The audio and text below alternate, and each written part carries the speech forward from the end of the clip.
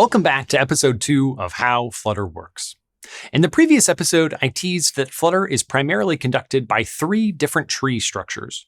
One full of the widgets we app developers write, one full of these things called elements that we almost never write but constantly interact with, and a final tree full of a class called RenderObjects that we write every now and then. Since widgets are the most prominent, let's start there. What is a widget?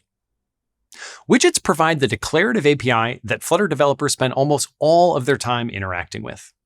Individual widgets are immutable and disposable, meaning they're discarded and rebuilt anytime their portion of your UI needs to change. In the real world, single-use plastics are terribly wasteful. But in Flutter apps, single-use widgets simplify application code, and Dart is fast enough to make it all work.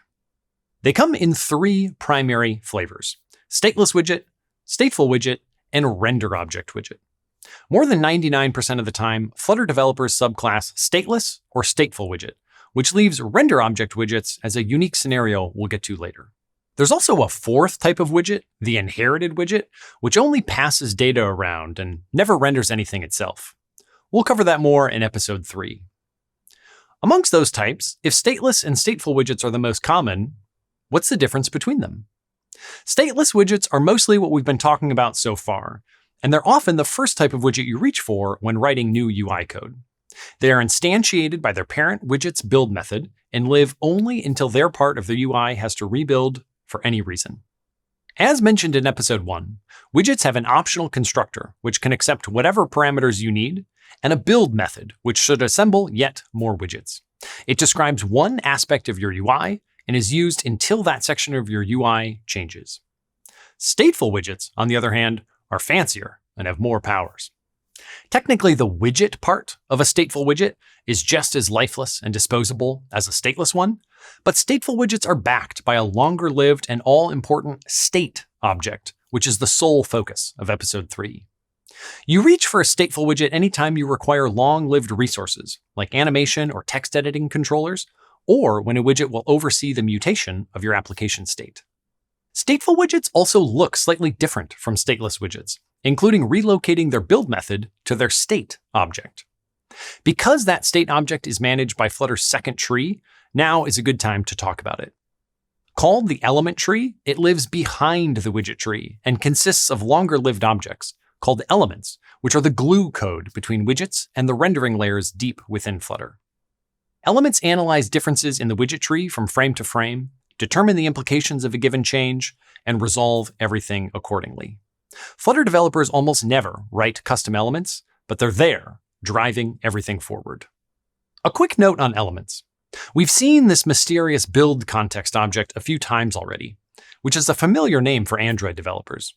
But in Flutter, what is a build context? The answer is that it is that widget's element. The widget ultimately creates the element, which then makes itself available again for looking up critical information in the build method. The control flow here is as follows.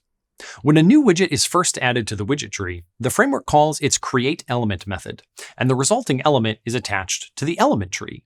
This means that the widget and element tree always have the exact same shape. Then, as Flutter keeps recursing down the widget tree, it calls that new widget's build method. But who calls the build method? Where does that happen?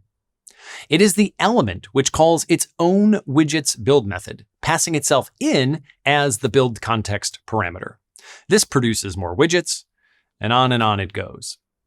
Let's visualize these trees in action as your UI is changing over time. Imagine this block is changing color during an animation. Here we see a hypothetical widget tree and its backing element tree. My widget at the top is experiencing changes and is rebuilt every frame for the duration of the animation.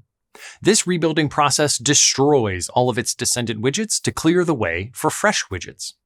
Behind it, the element tree persists as long as possible, and it just so happens that in this scenario, each new widget is able to be paired with the existing element at its position in the tree. But that is not always the case. In this example, both the current hex value and the logic for how it should change over time would be held within one of these state objects we've been talking about. This means the top node in this tree has been a stateful widget all along, and you can see how its element is keeping that state object at the ready. See?